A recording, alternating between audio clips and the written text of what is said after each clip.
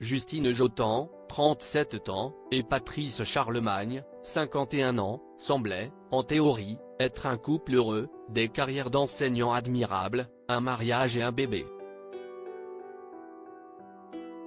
Tout a basculé en septembre quand l'homme est retrouvé mort, poignardé. La personnalité de sa femme, qui a avoué le meurtre, est au cœur de l'instruction.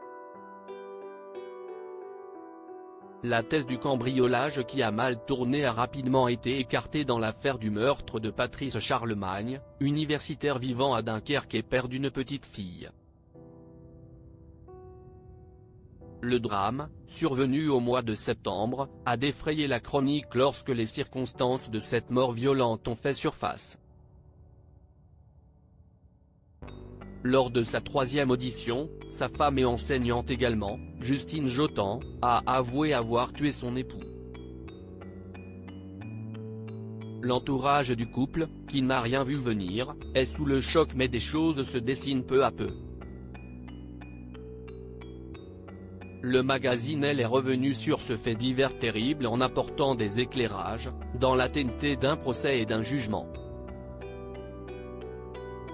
La procureure de Dunkerque, Charlotte Huet, ne veut pas livrer trop d'informations à la presse alors que l'instruction est courte, mais la thèse de la préméditation est retenue, ce n'est pas une dispute qui a dégénéré, déclare la procureure de la République de Dunkerque. Elle voulait la morte avant de porter le premier coup. Justine Jotan a dormi avec sa mère jusqu'à l'âge de 13 ans. Sur son compte Instagram, Justine Jotan apparaissait avant le drame comme une professeure de lettres passionnée de lecture, autrice pour enfants et heureuse maman d'une petite fille, un bébé miracle tant attendu. En interrogeant son entourage, on apprend que si est aussi une femme fusionnelle avec sa fille, elle qui a fait une fausse couche en 2010 et a grandi sans père.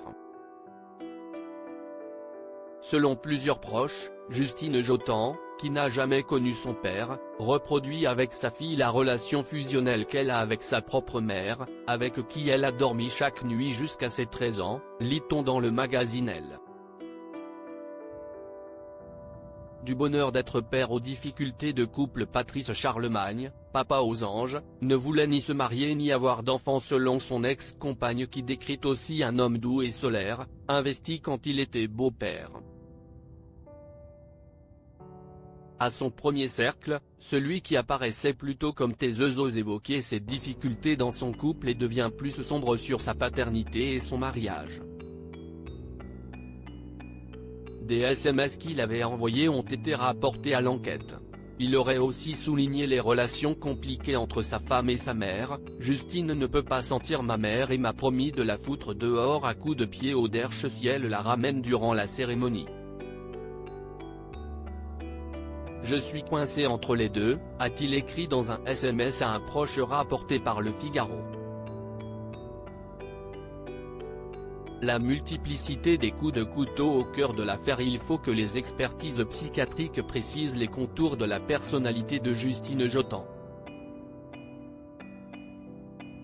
Le psychiatre Roland Coutenceau s'est intéressé au cas pour le magazine Elle. Ici le mode opératoire est très rare et particulier. La multiplicité des coups de couteau évoque une rage narcissique. Quand l'image de soi est atteinte à un point tel que le sujet vit un tsunami émotionnel et ne peut plus s'arrêter de frapper. Le mobile du crime reste flou. Justine Jotan a donné des explications mais la procureure a refusé d'en donner les détails. Préserver l'enfant en attendant que la justice mette un point final à cette tragédie. L'enfant du couple est chez la mère de Justine sous la supervision de l'aide sociale à l'enfance avec des droits de visite pour la famille de Patrice Charlemagne. Une décision prise pour préserver au maximum la petite fille en lui assurant une continuité familiale.